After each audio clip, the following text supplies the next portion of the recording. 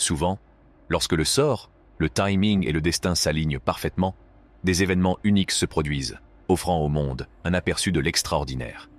Les annales de l'histoire sont parsemées d'histoires remarquables de rencontres fortuites, d'accidents heureux et de coups de chance imprévus qui ont donné naissance à certaines des découvertes et inventions les plus étonnantes. Dans cette exploration, nous nous pencherons sur une sélection de découvertes accidentelles captivantes qui ont laissé le monde dans l'émerveillement. L'énigmatique grotte aux coquillages, un chef-d'œuvre souterrain, une magnifique grotte souterraine connue sous le nom de Shell Grotto, se trouve près de la ville de Margate, dans le Kent, en Angleterre. Une mosaïque de fours, 6 millions S de coquillages, orne les parois de cette grotte. Découverte par hasard, son histoire est entourée de mystères. La grotte a été découverte à plusieurs reprises, mais la plupart des sources s'accordent sur l'année 1835. Le 9 mai 1838, un article d'un précurseur du Kentish Mercury mentionne pour la première fois la découverte de la grotte.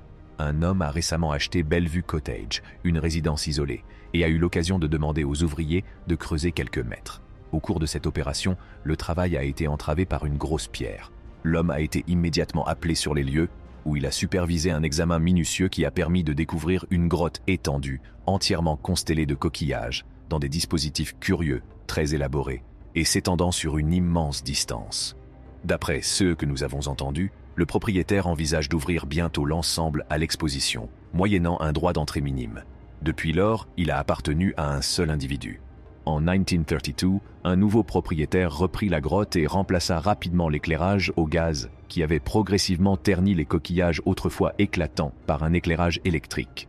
Des tests effectués à l'aide de solutions de nettoyage ont révélé que la plupart des coquillages de la grotte avaient perdu leur couleur d'origine en raison de l'accumulation de saleté et de crasse. Bien que les dommages causés par l'eau et d'autres problèmes aient été résolus au cours d'un effort de conservation de 5 ans mené par English Heritage, le bâtiment a été retiré du registre du patrimoine en péril en 2012. En 2012, le projet Roundel a été lancé en tant que stratégie pour soutenir de nouveaux panneaux de mosaïque. En 2008, les habitants de la région se sont réunis pour créer une association caritative, Friends of the Shell Grotto, dans le but de protéger et de préserver la grotte pour les générations futures. D'une hauteur d'environ 4 mètres et d'une longueur de 21 mètres, l'escalier souterrain en colimaçon de la grotte Shell mène à un espace rectangulaire de 5 mètres sur 6, appelé la chambre de l'hôtel. La grotte est située profondément sous terre. Au sommet, un escalier descend dans un tunnel de craie grossièrement taillé qui mesure environ 1,07 mm de large et serpente jusqu'à une arche dont les murs et le toit sont ensuite décorés de mosaïques de coquillages. La rotonde, une colonne circulaire centrale, est accessible depuis l'arc et communique avec le dôme. Un puits, s'élevant à la surface, est coiffé pour laisser entrer la lumière naturelle à l'autre extrémité de l'édifice. Un plan triangulaire équilatéral, avec un arc au centre de chaque côté, caractérise le soubassement du dôme. Depuis la rotonde, on accède au passage serpentin par l'un des 2 arcs latéraux ou par l'arc du bas. Les murs et les voûtes de ce passage voûté sont recouverts de mosaïques de différents styles. La chambre rectangulaire est accessible par un autre arc situé à l'extrémité du passage serpentin. L'ornementation y est plus riche. La chapelle Sixtine d'Amazon. Peintures rupestres anciennes. En 2019, on a découvert en Colombie une grande partie de l'art rupestre créé jusqu'à 12500 ans plus tôt. Depuis que les résultats ont été rendus publics il y a quelques mois à peine, les étonnants motifs ocre ont pris tout le monde par surprise dans le monde entier. Des dizaines de milliers de peintures d'hommes et d'animaux jalonnent les 8 km d'œuvres d'art, et nombre d'entre elles représentent des créatures éteintes depuis très longtemps. Ces artefacts se trouvent dans la région que les universitaires appellent la Serrana la Lindosa, un site archéologique niché dans l'Amazonie colombienne. Révélation monumentale, Stonehenge espagnol. Au cœur de l'Espagne, un complexe mégalithique connu sous le nom de Dolmen de Guadalperal a émergé en 2019 à la suite d'une sécheresse. Ressemblant à Stonehenge, ce monument, que l'on pense être un temple, offre un aperçu du commerce et des rituels anciens, soulignant l'impact profond des découvertes accidentelles sur notre compréhension du passé. La marche miraculeuse de la pénicilline, découverte involontaire d'un antibiotique. Alexander Fleming a fait la première découverte de la merveilleuse moisissure qui sauve des vies en 1928. Mais il faudra attendre plus d'1 décennie avant que le premier patient américain soit traité à la pénicilline en ce jour du 14 mars 1942. Time a qualifié la pénicilline de moule merveilleux qui sauve des vies. La patiente s'appelait Ann Miller et était une femme. Il a été établi qu'elle souffrait de septicémie, également appelée empoisonnement du sang, et qu'une infection survenue après une fausse couche l'avait conduite au bord de la mort. Selon le livre d'Eric Lacks, The Mold in Doctor, The Story of the Penicillin Miracle, d'Eric Lacks, elle avait souffert d'une fièvre d'au moins 40 degrés pendant plusieurs semaines, et ni la chirurgie ni les transfusions sanguines n'avaient pu soulager son état. À l'insu de Miller, un autre patient de l'hôpital où il était soigné connaissait un scientifique britannique qui travaillait sur la transformation de la pénicilline en antibiotique commercial à ce moment précis.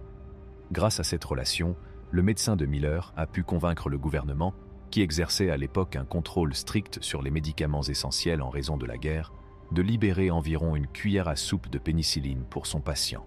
Selon l'évaluation de Lacks, cette quantité correspondait à la moitié complète de l'approvisionnement total de l'antibiotique pour l'ensemble des États-Unis. La fièvre de la patiente est revenue à la normale au bout d'un jour environ. Miller a été guéri. Pourquoi a-t-il fallu tant de temps pour que le médicament, qui avait déjà fait ses preuves au Royaume-Uni, parvienne aux États-Unis?